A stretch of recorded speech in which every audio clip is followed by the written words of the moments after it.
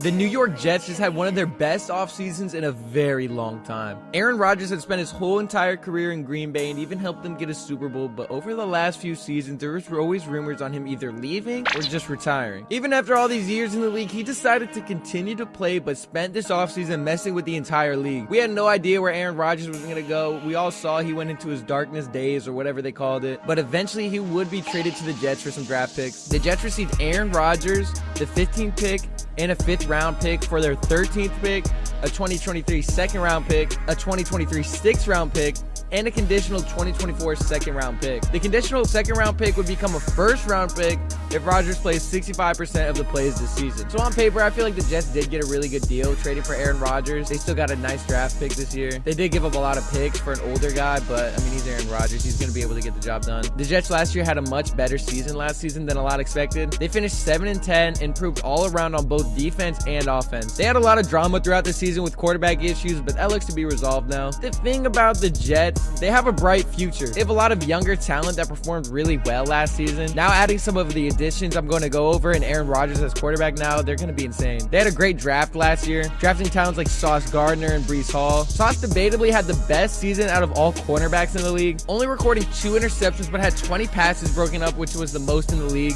One noticeable moment I remember is when Sauce Gardner went toe-to-toe with Gabe Davis in a game-sealing incompletion forced by Gardner. As a rookie, he was voted into the Pro Bowl and first-team All-Pro, some of the best accolades you can get in a season. This was huge for him coming off his rookie season while playing great defense. That being said, he also won Rookie Defensive Player of the Year. In my opinion, one of the Jets' biggest steals of the draft was drafting Breece Hall. Breece had arguably the best season out of all the rookies until he got injured in Week 7. He 100% could have won the Offensive Rookie of the Year last season. Sucks he got hurt and we couldn't see him play a full season. I'm not gonna lie, I had Breece Hall on my fantasy team last year and he was going crazy for me, putting up insane numbers. It sucks seeing a young talent like that get hurt. He's been recovering for a while now, so hopefully he doesn't have any setbacks this upcoming season, so he'll be able to perform how he was last year and continue to improve. In only 7 weeks, Breece recorded 463 yards and 4 touchdowns. We were finally getting to see his potential right before he got injured. Weeks 4 to 7, we saw the most growth from him as he was improving every single game. Against the Steelers, he had 66 yards. The next week against the Dolphins, he had 97. The week after that, he had his best 116 yards. And then the week he got injured against the Broncos, early in the game, he had 72 yards. And in every single one of those games, he scored at least 1 touchdown. It was sad to see him get hurt, but hopefully he'll be able to bounce back and pick up where he left off with this new offense. Another rookie steal the Jets had was Offensive Rookie of the Year, Garrett Wilson, recording over 1,000 yards. He set franchise records for rookie receptions and receiving yards in a single season. Wilson had an unbelievable season last year, recording 83 receptions for 1,103 yards and 4 touchdowns. He did all of that with an unstable quarterback situation, so now having a future Hall of Famer throwing him the ball would be a scary sight to see. They'll be able to create a lot of plays, and Rodgers will be able to find Wilson much better than Zach Wilson. Rodgers will enjoy playing with Wilson as he has a great play style. Wilson played 79% of the offensive snaps. He recorded first downs on 56 of his 83 receptions, which is a crazy stat. He also gained 384 yards after the catch. He led the Jets in every major receiving category and doubled the amount of yards gained by the next best on the list. Wilson could potentially have an even better season next year now that the Jets don't have an issue with who's playing quarterback. They can finally be at ease knowing they have arguably one of the best quarterbacks in NFL history. Last season, Rodgers completed 64.6% of his passes for 3,695 yards and 26 touchdowns. He also had 12 interceptions, but Rodgers had a tough year last year. Not a lot of people had high expectations for the Packers and thought he would possibly retire next year, but now with his loading receiving core, it'll be very interesting to see what numbers he put up. We all remember his MVP season as well. Wilson now being paired up with McCole Harmon will be very fast. McCole ran a 4.33 second 40-yard dash and Wilson ran a 4.38. Both are very fast, and most ideal NFL receivers shoot for 440 and under. Like I mentioned, the Jets signed wide receiver from the Chiefs, McCole Harmon. McCole is one of the fastest players in the league. McCole is a great fit for this Jets offense because of his speed. I can already see Aaron Rodgers targeting McCole a good amount of times on deep routes. Another thing McCole really does really well is having him on jet sweeps. We saw this a lot in Kansas City. They would have him run a lot of those. Like I mentioned, he's very quick, so I already know the Jets will put him in some, especially pairing him this speed with Breece Hall, Garrett Wilson. That's just a huge advantage for this offense. Last year, McCole wasn't targeted as much as he has been in previous years, but he recorded 25 receptions for for 297 yards and 4 touchdowns. Nothing too crazy, still solid stat. Him and Mahomes weren't really connecting as much last year, and that was mainly the reason he wanted out. This is a good thing for Jets fans because now he's with a new quarterback and under a new coaching staff. He'll step out more as he will continue to be able to prove himself and be a core receiver for Rodgers in this new offense. He was dealing with injuries last season though. I even saw this. Some fans and some Chiefs fans were quickly saying he was faking it to get out of the team. I